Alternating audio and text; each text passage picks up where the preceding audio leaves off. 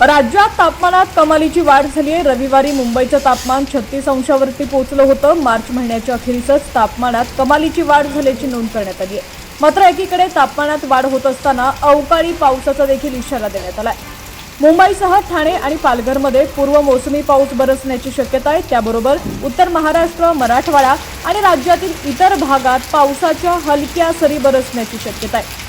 February महिना संपायच्या आधीच तापमानात वाढ झाली होती। संपूर्ण मार्च महिन्यातही उन्हाच्या झळा वाढलेल्या आहेत। एप्रिल आणि मे मध्ये उकाडा आणखी वाढणार आहे। मुंबईत सकाळपासूनच उन्हाचे चटके बसायला सुरुवात झाली आहे। तापमानात वाढ झाल्यानं नागरिकांना उकाडा आणि उन्हाचा ताप सहन करावा लागतोय। त्यामुळे चक्कर येण्याच्या, पित्ताचा त्रास होण्याच्या तक्रारी नागरिकांमध्ये दिसून येत आहेत। केरळ आणि दक्षिणेकडे कमी दाबाचा पट्टा निर्माण झाल्यानं वातावरणात बदल होणार असून याचा परिणाम राज्यावर होणार असून येत्या 2 ते 3 दिवसात परिणाम दिसून येणार आहेत। वातावरणातील बदलामुळे पुढील 3 ते 4 दिवसात जिल्ह्यात हलक्या आणि मध्यम स्वरूपाचा पाऊस होण्याची शक्यता हवामान खात्याच्या वतीनं वर्तवण्यात आलेली आहे। बातमी सविस्तर पाहूया त्याआधी तुम्ही HPN मराठी न्यूज चॅनल पहिल्यांदाच पाहत असाल आणि अजूनही चॅनलला सबस्क्राइब केलेलं नसेल तर नक्की सबस्क्राइब करा, जेणेकरून आमचे अपडेट्स लवकरात लवकर तुमच्यापर्यंत पोहोचतील। मुंबईसह ठाणे, पालघर, रायगड जिल्ह्यात सोमवार, मंगळवार आणि बुधवार काही भागात पूर्व मोसमी पावसाचा अंदाज व्यक्त केला जातोय।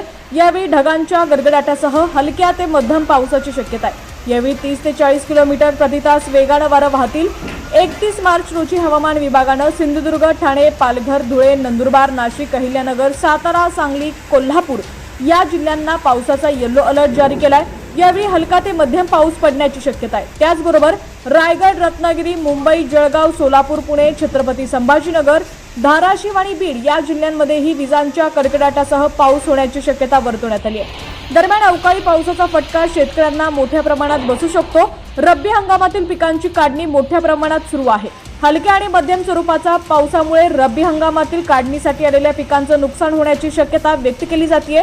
हे नुकसान टाळण्यासाठी शेतकऱ्यांनी योग्य त्या उपाययोजना करण्याचं आवाहन कृषी विभागाच्या वतीनं करण्यात आलेलं आहे। वातावरणात होणाऱ्या बदलामुळे वाढलेल्या तापमानात घट होण्याचा अंदाज व्यक्त केला गेलाय।